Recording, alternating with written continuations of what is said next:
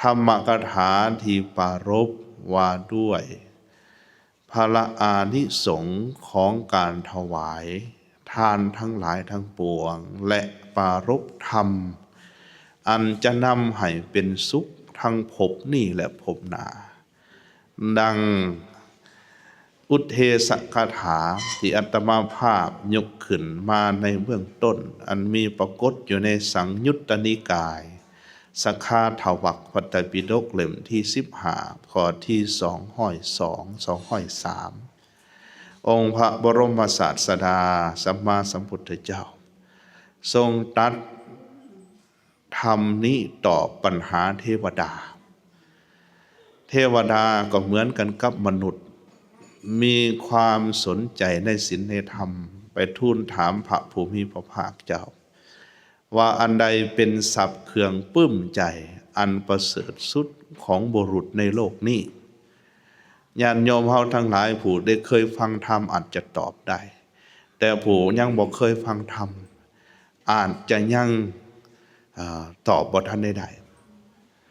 แม่นแต่เทวดาก็ไปถามว่าอันใดเป็นทรัพย์เครื่องปลื้มใจอันประเสริฐของบุรุษในโลกนี้ทรัพย์คือหยังทรัพย์สมบัติญาติโยม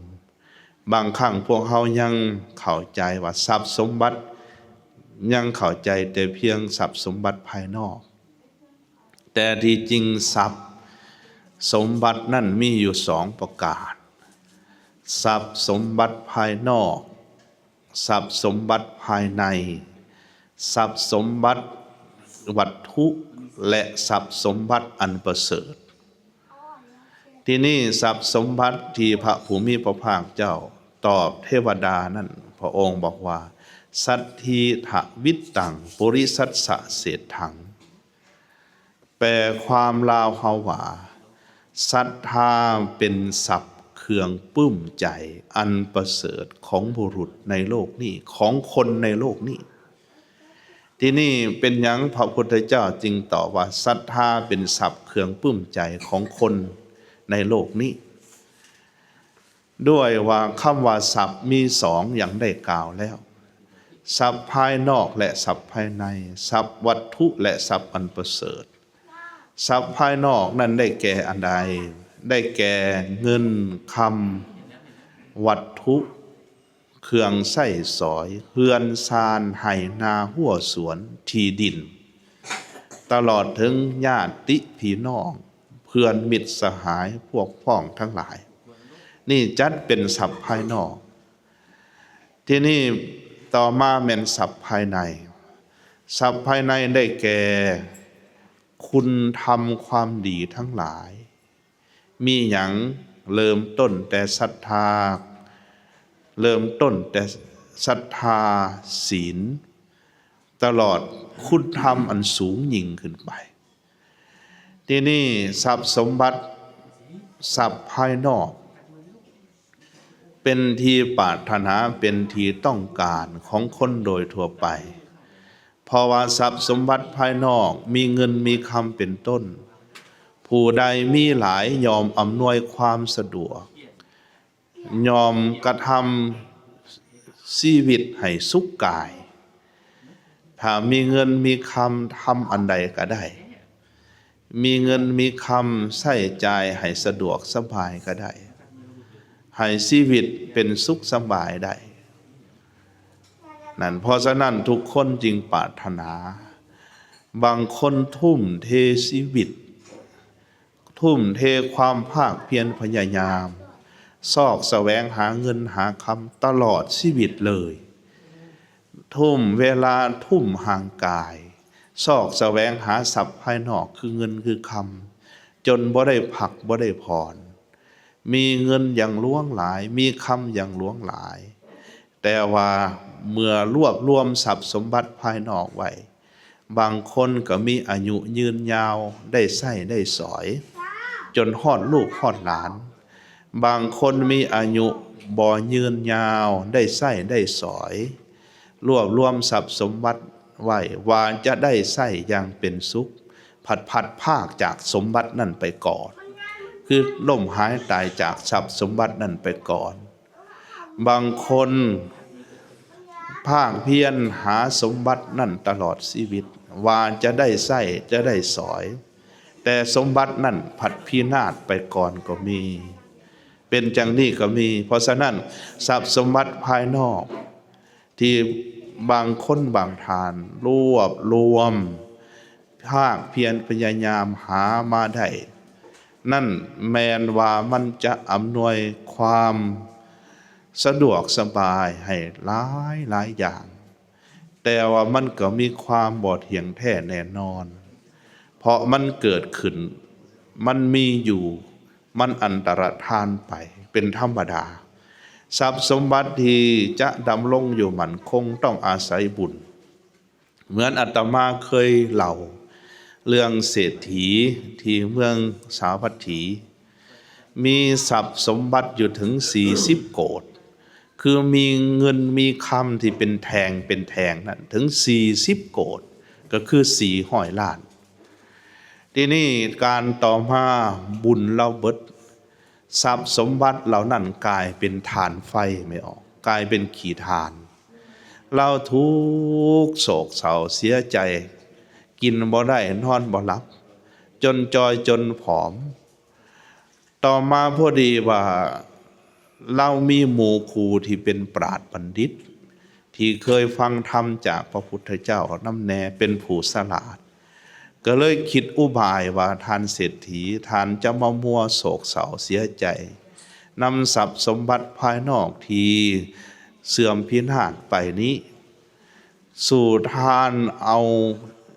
ทรัพย์นี่ไปเฮ็ดเป็นกุศโลบายให้มันกลับขึ้นมาจะบ่ดีกว่าบ่ท่านเศรษฐีว่าเฮ็ดจังไดให้เอาขนทรัพย์ที่เป็นขีทานนั้นเอาไปขายอยู่ตลาดเอาไปกองให้มันเต็มอยู่ที่ตลาดแล้วประกาศขายว่าเซินเด้อมาซื้อทรัพย์เมื่อมาซื้อทานเด้อคนทั้งหลายที่มาตลาดถ้าผู้ใดกล่าวว่าคนทั้งหลายพากันขายพักขายป่าแต่ทานมานั่งขายขี่ทานให้ทานต่อว่าจักสิเฮ็ดจังใดแล้วข้าพระเจ้าบ่มีแนวขายมีแต่ทานจึงเอาทานมาขายถ้าคนใดมากล่าวว่าคนทั้งหลายขายพักขายป่าแต่ทานมานั่งขายคำมานั่งขายเงินขายคำให้ทานนั้นถ้าเป็นผู้หญิงยังอ่อนให้เอาไปให้แต่งเอาเป็นลูกไผ่ถ้าเป็นชายให้ยกเป็นลูกบุญธรรมทานอาศัยบุญของคนนั้นแล้วทานจะได้ทรัพย์ขึ้นมาเศรษฐีเลยเอาไปทำอุบายอย่างสัตว์ไปทำอุบายเอาทรัพย์เพิ่นที่เป็นขีทานเอาไปลงไปขายอยู่ตลาดคนทั้งหลายก็มากล่าวว่าคนทั้งหลายขายผักขายปลาทานมานั่งขายขีทานหมายเขาว่าบ่มีบุญสัมพันธ์กันต่อมานี่พอดีมีนางธิดาผู้หนึ่งชื่อว่ากีสาโคตมีประมาณ17-18 ปีมาเห็นเราเห็นเป็นคำเพราะบุญสัมพันธ์กันเราก็เลยว่าคนทั้งหลายขายปักคักขายปลาแต่ทานนี่มานั่งขายคำนอพอเนาะเราก็เลยว่าโอ้นางนี่เป็นผู้มีบุญสัมพันธ์กันก็เลยว่าอยู่ในไสล่ะคำล่ะนี่เด้แล้วว่าแล้วเดือดซี่ใส่อันกองทานพุ่นน่ะนั่นนางเห็นเป็นกองคำดิเพราะแต่นางกล่าวจังสั่นอันทานนั่นกลับขึ้นมาเป็นคำคือเก่าญาติโยมเพิ่นก็เลยว่าแต่งเอานางกีสาโคตมีนั้นไปเป็นลูกสะใภ้ทรัพย์สมบัติ40 โกฏนั่นกลับขึ้นมาเป็นคำคือเก่าเพราะฉะนั้นทรัพย์สมบัติภายนอกขึ้นอยู่กับบุญขึ้นอยู่กับบุญถ้ามุดบุญสัพพเมตังวินัสสติปุญญัคขโยโหติสัพพเมตังวินัสสติเมื่อใดมุดบุญทรัพย์สมบัติจะวินาศไปพวกเขาจึงบ่ประมาทมีทรัพย์สมบัติภายนอกเอาทรัพย์สมบัติภายนอกเหล่านั้นไปทำบุญถวายทานไปสร้างบูชาธรรมให้มันได้ อย่าได้ตนีหวงแหนไว้ให้ฮู้จักแบ่งกินฮู้จักแบ่งทานเพราะฉะนั้นทรัพย์สมบัติภายนอกมีความเปลี่ยนแปลงแต่ว่าทรัพย์สมบัติภายในบ่เปลี่ยนแปลงคืออันใดคือบุญกุศลคือศรัทธาเริ่มต้นที่จะสร้างบุญได้จะทำความดีได้คนนั่นต้องมีศรัทธาศรัทธาที่ประกอบด้วยปัญญาบุญนั่นจะแผ่กว้างขวางถ้าศรัทธาบ่ประกอบด้วยปัญญาเฮ็ดบุญตามหีตตามประเพณีเฮ็ดบุญตามผู้อื่นพาเฮ็ดบุญก็ได้ประมาณสำหนึ่งได้อยู่บ่ได้แต่ว่าถ้ามีศรัทธาอันเกิดด้วยปัญญาของตนอยากทำบุญอยากถวายทานอยากฟังธรรมอันนี้บุญจะแผ่กว้างขวางบุญเพิ่นเอิ้นว่าปุญญะโอลาลาเป็นบุญอันกว้างใหญ่ไพศาลนี่ทรัพย์คือศรัทธานี้เป็นสิ่งที่อยู่กับเฮาติดสอยหอยตามเฮาไปทุกเมื่อทุกยามและทรัพย์คือศรัทธานี้ถ้าคนใดมีศรัทธาทรัพย์สมบัติภายนอกจะเกิดขึ้นคือเงินคือคำถ้าคนขาดศรัทธาแมนทรัพย์ภายนอกมีหลายก็จะหมดไปเอาทีนี้ศรัทธาคือหยังศรัทธาคือความเสื่อมหมั่นความเหลื่อมใส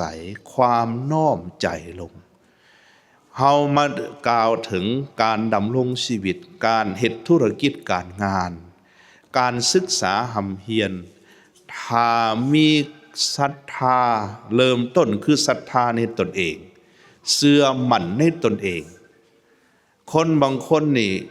ลังเลสงสัยลังเลสงสัยในศักยภาพของตนเองลังเลสงสัยในการงานของตนเองว่าเฮ็ดอันนี้ไปสิสำเร็จบ่เฮ็ดแบบนี้มันสิได้หรือบ่มันจะลังเลสงสัยจังซั่นถ้าคนใดมีศรัทธาคือมีความเชื่อมั่นมีความเหลื่อมใสในศักยภาพของตนเองคนนั่นจะตั้งใจทำงานได้ด้วยดีถ้าคนในวิจัยอลอแอแลกลับไปกลับมาเฮ็ดหยังจะยากที่จะสำเร็จนี่ว่าด้วยการดำรงชีวิตการทำธุรกิจการงานเริ่มต้นที่ความศรัทธาในตนเองก่อนต่อไปศรัทธาในหมู่เพื่อนมิตรสหายที่มีความสื่อสัตย์สุจริตต่อกันต่อไปศรัทธาในหน้าที่การงานเวียกที่กระทำนั้นถ้าตั้งใจด้วยความเสื่อมั่นในเวียกการงานเวียกการนั้นจะสำเร็จอย่างสมบูรณ์เวียกการงานใดที่เฮ็ดพอแล้วมือไปเวียกการงานนั้นจะสำเร็จผลอย่างน้อยเวียกการงานใดเฮ็ดด้วยความเสื่อมั่นใจตั้งใจทำเวียกการนั้นจะสำเร็จอย่างสมบูรณ์และกว้างขวางเพิ่นจึงบอกว่าศรัทธานี่ล่ะเป็นทรัพย์เครื่องปลื้มใจทีนี้คำว่าทรัพย์แปลว่าหยังทรัพย์แปลว่าเครื่องปลื้มใจอิ่มใจผู้ใดมีเงินมีคำหลายก็อิ่มใจปลื้มใจสุขใจผู้ใดมีเฮือนใหญ่มีรถหลายคันแม่นบ่มีทรัพย์สมบัติทรัพย์สินหลายก็สบายใจปลื้มใจว่ามีทรัพย์สมบัติทีนี้ทรัพย์สมบัติถ้าบริหารบ่เป็นบริหารด้วยบ่ฉลาดทรัพย์สมบัติเหล่านั้นพาให้เกิดทุกข์จริงมีคนบางคนนี้บริหารทรัพย์สมบัติบ่ฉลาดเฮ็ดให้ทรัพย์สมบัติพาให้เกิดทุกข์เกิดโทษแก่ตนเองผู้ใดมีปัญญามีความฉลาดบริหารทรัพย์สมบัติจึงก่อให้เกิดผลสุขอย่างกว้างขวางเพราะนั้นสะแปลว่าเครื่องปลื้มใจทีนี้ผู้ใดมีศรัทธาจะมีความปลื้มใจตลอดและศรัทธานี่จะเป็นทรัพย์นำไปสู่ภพต่อไปชาติต่อไปจะเฮ็ดให้เป็นผู้เกิดภพใดชาติใดก็จะเป็นผู้มีโภคทรัพย์สมบัติทั้งภายนอกและภายในทรัพย์สมบัติภายนอกมีอยู่ในโลกใช้สอยในโลกบัดพวกเฮาจากโลกนี้ไปมันบ่ติดตามไป แต่ทรัพย์สมบัติคือศรัทธาเฮาใส่อยู่ในโลกดำรงชีวิตอยู่อย่างเป็นสุขในโลกจากโลกนี้ไปมันติดตามเฮาไปทุกภพทุกชาติทุกเมื่อทุกยามเพิ่นจึงว่าทรัพย์สมบัติตัวนี้ประเสริฐของบุคคลในโลกต่อมาธัมโมสุจินโนสุขมาวหาติธรรมอันบุคคลประพฤติดีแล้วยอมนำความสุขมาให้คำว่าธรรมที่บุคคลประพฤติดีแล้วยอมนำความสุขมาให้คือความดีทั้งหลายที่พวกเฮากระทำเฮาบำเพ็ญเฮาประพฤติมีหยังมีการให้ทานคือการเสียสละการเอื้อเฟื้อเผื่อแผ่แบ่งปันมีความเมตตาปราณีดำรงชีวิตอยู่ในโลกอย่างนี้บ่ดำรงชีวิตอยู่ด้วยการอิจฉาริษยาบ่ดำรงชีวิตอยู่ด้วยการเบียดเบียนตนและเบียดเบียนผู้อื่นแต่ดำรงชีวิตอยู่ด้วยความมีเมตตาเสียสละเอื้อเฟื้อเผื่อแผ่แบ่งปันนี่เป็นการประพฤติธรรมดำรงชีวิตอยู่ในศีลตั้งอยู่ในศีลคุณความดีตั้งอยู่ในธรรมคุณความดีเมื่อเฮาประพฤติธรรมอันดีชีวิตจะเป็นสุขคือสุขใจสุขกายและสุขใจสิ่งที่สำคัญที่สุดคือความสุขใจเฮาคนบางคนนี่มีความสุขใจเพราะประพฤติธรรมแม้นว่าชีวิตบ่มีความหรูหราโออาบ่มีความสะดวกสบายหรูหราโออามีเงินเหลือกินเหลือใช้ก็ตามแต่ว่าประพฤติธรรมเป็นคนดีจิตใจจะเป็นสุขจิตใจจะบ่เดือดร้อนทีนี้ถ้ามีโภคทรัพย์สมบัติมีพวกพ้องบริวารหลายแล้ว